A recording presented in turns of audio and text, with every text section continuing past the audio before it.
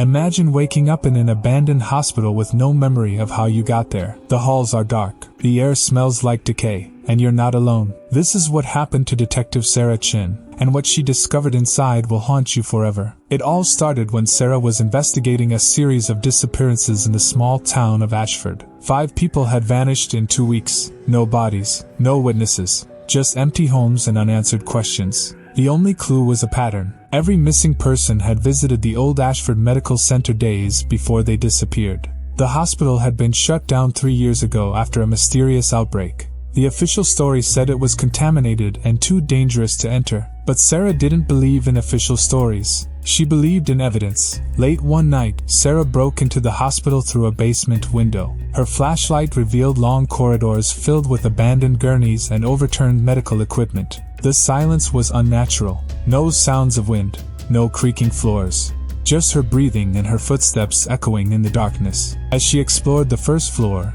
she found something strange. Fresh footprints in the dust. Multiple sets, leading deeper into the building. Sarah followed them to a stairwell. The footprints stopped at the door to the second floor. She opened it slowly. The hinges screamed. On the other side was a hallway darker than the first. Her flashlight flickered. Once, twice. Then it went out completely. In the darkness, she heard breathing. Not her own, coming from somewhere close. Very close. Sarah fumbled for her backup flashlight and turned it on. The hallway was empty. But now she could hear something else. A soft tapping sound, like fingernails on glass. It came from one of the patient rooms. Room 217. The door was slightly open. Sarah pushed it wider and stepped inside. The room was a nightmare. The walls were covered in scratch marks. Deep gouges in the plaster. The bed was stained with something dark and dried. And on the floor, she found it. A patient file. The name on it was Dr. Marcus Hale, a psychiatrist who worked at the hospital before it closed. According to the file, Dr. Hale had been conducting unauthorized experiments. He believed he could cure violent criminals by erasing their guilt, by making them forget their crimes. But something went wrong, terribly wrong. The patients didn't forget. They transformed. Sarah heard footsteps behind her, slow, dragging. She spun around. Standing in the doorway was a figure. Pale skin, sunken eyes, clothes hanging off a skeletal frame. It was a woman, or what used to be a woman. Her mouth moved but no words came out, only a rasping wheeze. Sarah backed away toward the window. The figure stepped forward. Its movements were unnatural, jerky, like a puppet with broken strings. Then it spoke. One word, whispered like a prayer. Guilty. Sarah ran. She burst out of the room and sprinted down TH. She made it to the stairwell and slammed the door shut. Through the small window, she could see them. Dozens of figures shuffling toward her, their faces pale and expressionless, their eyes empty. But they weren't attacking. They were just watching, waiting. Sarah descended to the basement level, searching for another way out. That's when she found the lab, hidden behind a locked door that she had to break down. Inside were files, hundreds of them, each one documenting Dr. Hale's experiments. The patients he treated weren't criminals. They were ordinary people suffering from depression, anxiety, and trauma. Dr. Hale convinced them their pain came from guilt, from things they'd done wrong. He injected them with something he called Solution 7, a compound designed to suppress memory and emotion, but it didn't cure them. It transformed them into something else, something that couldn't die, something that fed on guilt. Sarah found a video recording. She pressed play. On the screen, Dr. Hale appeared. He looked exhausted, desperate. Day 47 of the trial, he said into the camera. The transformation is irreversible. The subjects are no longer human. They don't eat. They don't sleep.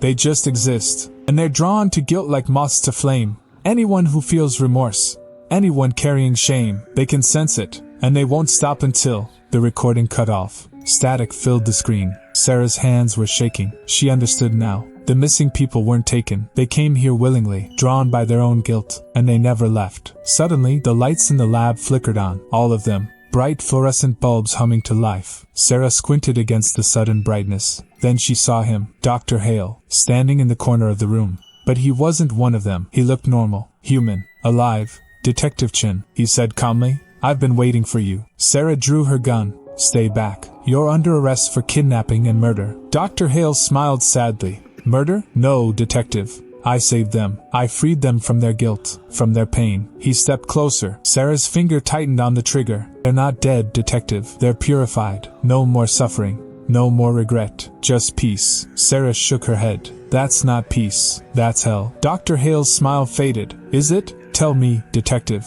what brings you here? What guilt are you running from? Sarah's heart skipped. She thought about the case that haunted her, the child she couldn't save 2 years ago, the one mistake that cost an innocent life. I see it in your eyes, Dr. Hale whispered. You feel it every day, that weight, that shame. Let me help you. Sarah's gun wavered. Behind Dr. Hale, the infected patients began to gather, dozens of them, pressing against the glass walls of the lab, watching her with those empty eyes. They can sense it. Dr. Hale continued, your guilt, it calls to them. You can't hide from it, but you can be freed. Sarah backed toward the door. Her mind was racing. She had to get out. She had to escape. But her body felt heavy. Her thoughts were clouding. She looked down at her arm. There was a small puncture mark. Fresh. When did that happen? Dr. Hale held up a syringe. Empty. You've been here before, detective, he said softly. 3 days ago. You came looking for answers. And I gave you solution 7. You just don't remember. Sarah's vision blurred. Memories flooded back. Not memories of breaking into night, but memories of being here before. Of sitting in a chair. Of Dr. Hale's voice. You wanted to forget, he said. You begged me to take away the pain. And I did. Sarah's gun clattered to the floor. She fell to her knees. The infected patients pressed closer against the glass. Their mouths moved in unison, whispering one word. Guilty. Guilty.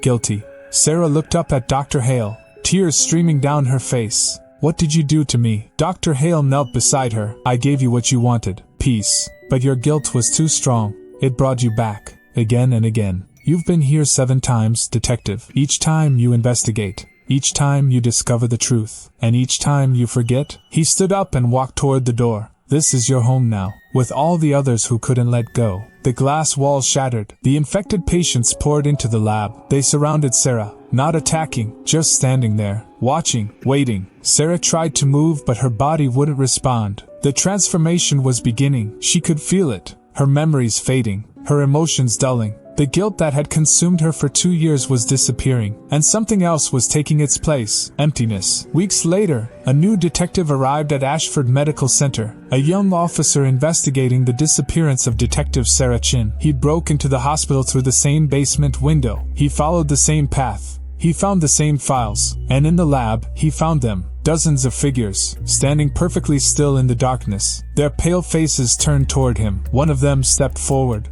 It was Sarah. Her eyes were empty. Her skin was pale, but she was smiling. She opened her mouth and whispered one word. Guilty. The young detective ran. But deep down, he knew he would come back. Just like she did. Just like they all did. Because everyone carries guilt. And guilt never lets you go. The hospital is still there. Abandoned. Waiting. If you ever drive past Ashford at night, you might see the lights flickering in the windows. And if you feel that pull, that urge to go inside, to face what you've done wrong, remember Detective Sarah Chen. Remember that some places don't want to help you. They want to keep you forever.